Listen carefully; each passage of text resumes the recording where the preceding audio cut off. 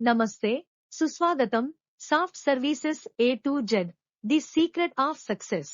మా సంస్థ అందించే ఎన్నో సేవలలో కౌన్సెలింగ్ సర్వీసెస్ కూడా ఒకటి.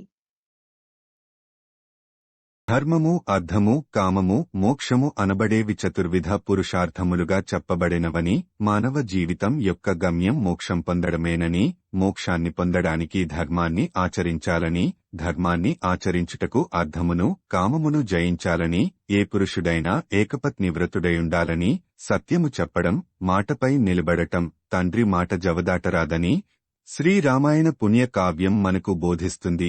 శ్రీరాముడు ఇక్ష్వాకు వంశములో జన్మించినాడు. అపారమైన శక్తి కలవాడు, సంకల్ప శక్తి కలవాడు, ఇంద్రియములను జయించినవాడు, అన్ని విద్యలు తెలిసినవాడు, ఐశ్వర్యవంతుడు, శత్రువుని గ్రహించగలిగినవాడు, ఈ ప్రపంచాన్నంతటిని పోషించగలిగినవాడు, సముద్రమంత గాంభీర్యం ఉన్నవాడు, హేమవత్ పర్వతమంత ధైర్యమున్నవాడు, సాక్షాత్ శ్రీ మహావిష్ణువతారమేనని మనందరికీ తెలుసు. రామాయణం మన భారతదేశంలో హిందూ ధర్మం, చరిత్ర, సంస్కృతి, నడవడిక, నమ్మకాలు, ఆచారాలపై అనితరమైన ప్రభావం కలిగి ఉంది. రామాయణ పుణ్యకావ్యంలో శ్రీ సీతారాముల పవిత్ర చరిత్ర వర్ణింపబడింది. తండ్రి కొడుకులు, భార్యాభర్తలు, అన్నదమ్ములు, యజమాని సేవకులు, మిత్రులు, రాజు ప్రజలు, భగవంతుడు భక్తుడు, వీరందరి మధ్యగల సంబంధ బాంధవ్యములు, ప్రవర్తనా విధానములు రామాయణములో వివరంగా చెప్పబడినవి.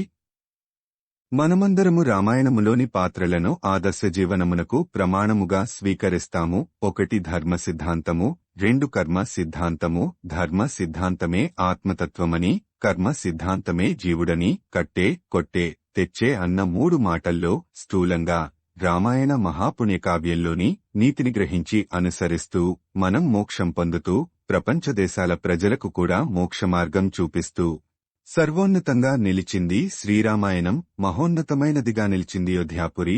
శ్రీరామాయణం జరిగిన ఈ అయోధ్యాపురిని, శ్రీరామ జన్మభూమిని అంతర్భాగంగా కలిగియున్న మన భరతభూమి, మన ఆర్యావర్తనము ఎంతటి పుణ్యభూమియో కదా, అలాగే ఇక్కడ జన్మించిన మనమందరం ఎంతటి ధన్యజీవులమో కదా.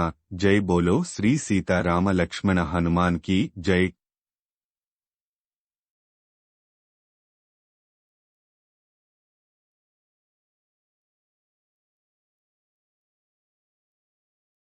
Please comment, like, share, subscribe.